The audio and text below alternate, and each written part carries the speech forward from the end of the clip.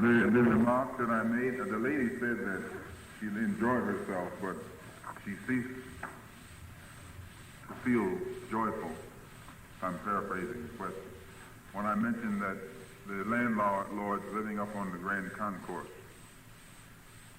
well, they also live other places beside the Grand Concourse, but many of them live on the Grand Concourse. This is no reflection on anybody on the Grand Concourse, only those who are guilty. Only those who are guilty.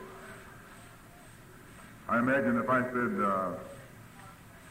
Central Park West, or Central Park East, someone over there probably would have felt bad too. But I couldn't think of all those places, you know. Yes, ma'am. What did you mean? See there, you're touchy. She said it sounded like an anti-Semitic statement.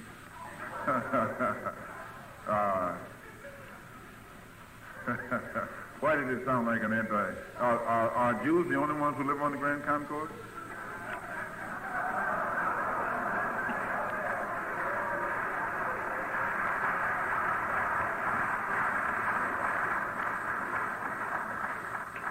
I mean, you know, you might have some Italians up there, and some Irish, or something else. But if Jews are the only ones who live up there, then you should investigate and find out why.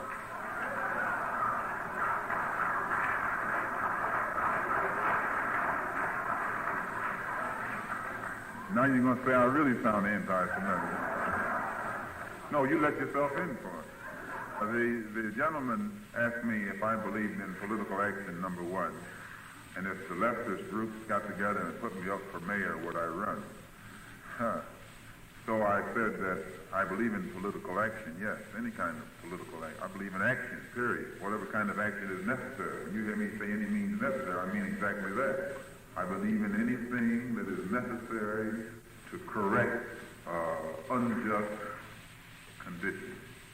Political, economic, social, physical, anything that's necessary. I believe in it.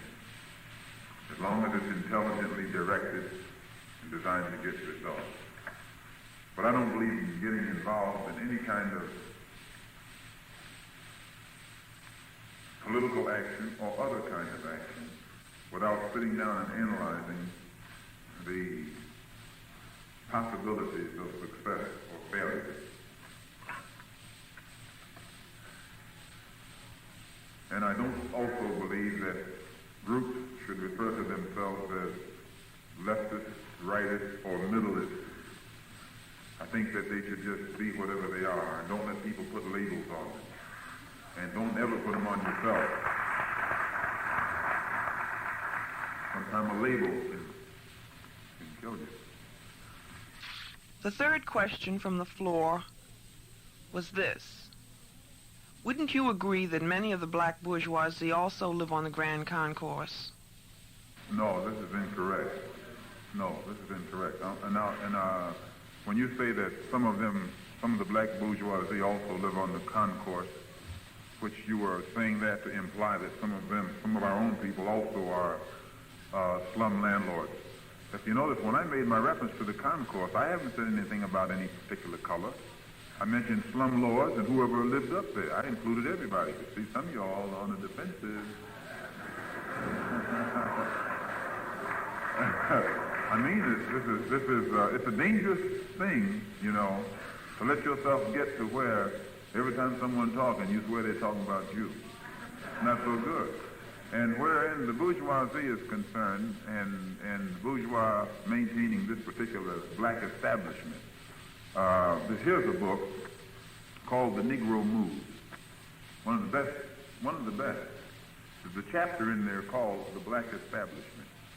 This book can be gotten, if you can't find it anywhere else, you can get it at the Black Nationalist bookstore up on 7th Avenue between 125th and 126th. Dr. Mishaw, The Negro Moves.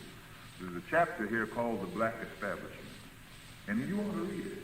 And it tells you how the white power structure downtown controls the black community through the black establishment. And you'll see that it is not the black bourgeoisie that supports the black leader. It's the white power structure downtown. This is what they mean when they say a responsible Negro leader. One that they have put in power, and they use him to maintain the status quo. And this is, when they refer to him as responsible, that's what they're talking about. And the irresponsible Negro leader is one who's not inside their bag, you know. He's going in somewhere else.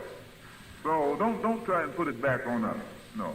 We'll accept whatever guilt we have. That is, the black community. We'll accept our black bourgeoisie, their mistakes, and everything else. We'll accept them all. I don't deny any of it.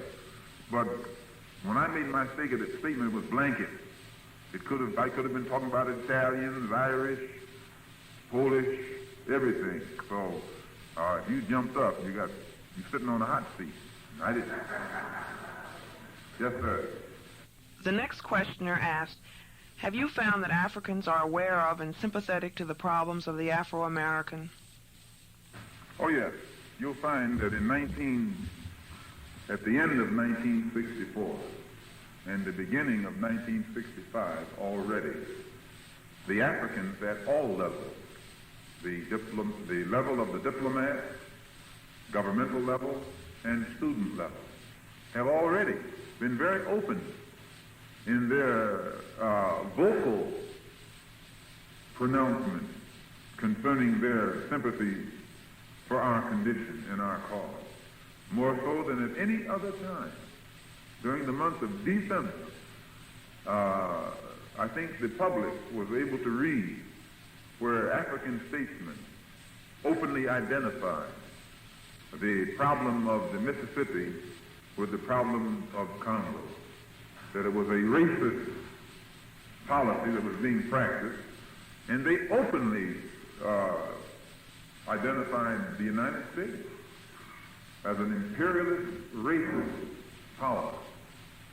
So all of this comes about through communication and better understanding and cooperation in areas of mutual benefit.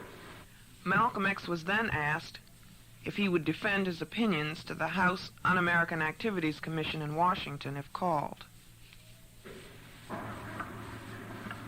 Well, I imagine one of the reasons for I would welcome an opportunity to defend anything you ever hear me say to anyone, anywhere, at any time.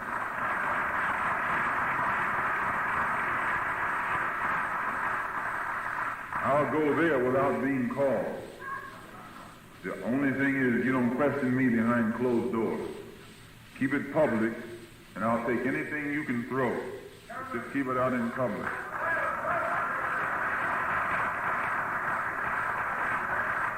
Frankly, I don't think that there is a committee in Washington, D.C. that can defend itself when it comes to the race problem in this country. You are taken to Washington when they try and connect you with a foreign power. Why, they treat black people in this country like we're foreigners. If we get connected with ourselves, we're supposed to be subversive. No, brother, I never worry about any kind of investigation. I think that our cause is just. And I think that our patience in itself is sufficient up to now to justify showing some impatience. We're justified. And as I said earlier, I think that Lyndon B. Johnson and Hubert Johnson, yeah, that's his name, isn't it? Hubert Humphrey. Well, they're tight, you know. I think that both Johnson and Humphrey, when they wake up every morning, should thank God, whatever God they believe in, that black people in this country have shown the patience that we've shown, or the ignorance that we've displayed. They should thank God, and they should try and do something about it before the impatience increases.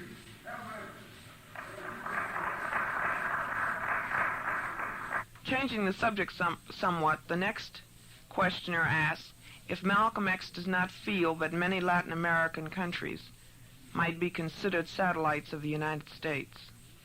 No, it's not. But, you know, each of those satellite countries are waiting and biding their time. There might be a satellite today and cease to be a satellite tomorrow in this modern age. It is true that most of your South American countries are satellites to the United States. Well, they don't have to feel bad. This country made a satellite out of Khrushchev, made him lose his job. Everybody becomes a satellite. Everybody becomes a satellite nowadays. They did. You go and study the relations between the United States and Russia during the past 4 or 5 years. You'll find that this country maneuvered Russia into almost becoming a satellite. They had to get rid of Khrushchev in order to get some of their independence back. And I say that as objectively as I can. I'm not trying to jump in anybody's camp, or I don't have any axes to grind. This is just my own opinion from observations that I've made traveling around the world and listening with big ears, that it's easy to become a satellite today without even realizing. This country can seduce God.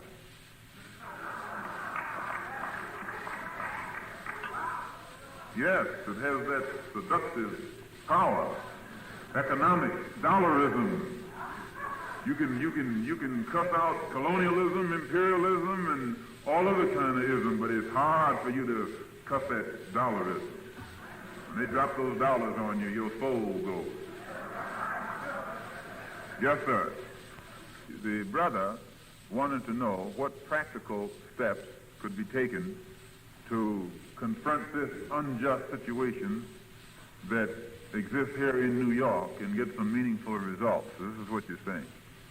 And I was saying that the one mistake that has been made in the struggle of the oppressed against the oppressor is it has been factionalized too much, too many factions.